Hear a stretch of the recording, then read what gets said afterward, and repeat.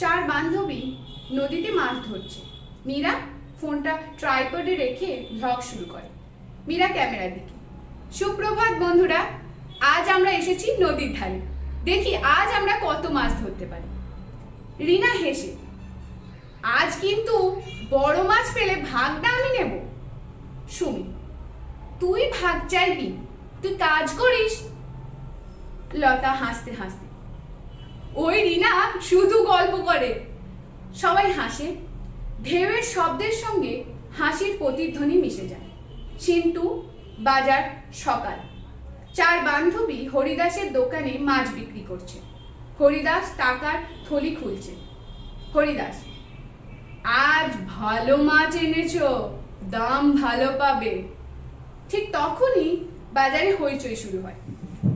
এক লোক দৌড়ে আসে, হাঁপাতে হাঁপাতে বলে, লোক, হরিদাস, তোর ছেলে নদীর ধারে পড়ে আছে, রক্তে ভেসে গেছে। হরিদাস চমকে ওঠে, কি বলিস রে? ছুটে যায় নদীর দিকে। চার বান্ধবী ভীত মুখে একে অপরের দিকে তাকায়। সিন 3, নদীর ধারে। কিছুক্ষণ পর পলাশের মৃতদেহ পড়ে আছে, মাথায় পাথরের আঘাতের দাগ।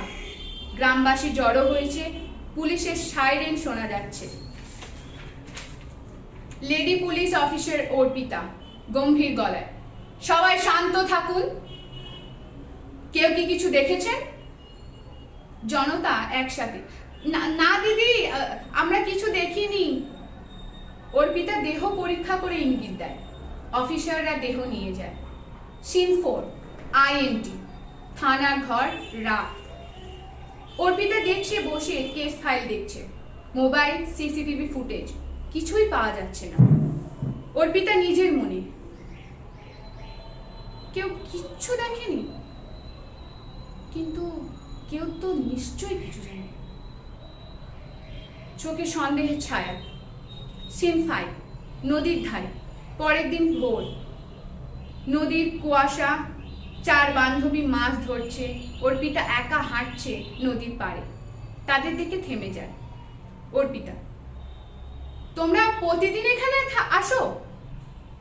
মীরা, হ্যাঁ ম্যাডাম, আমরা এখানে এসে ভ্লগ করি।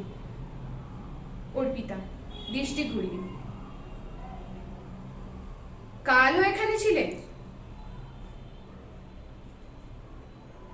রিনা চমকে, হ্যাঁ, মানে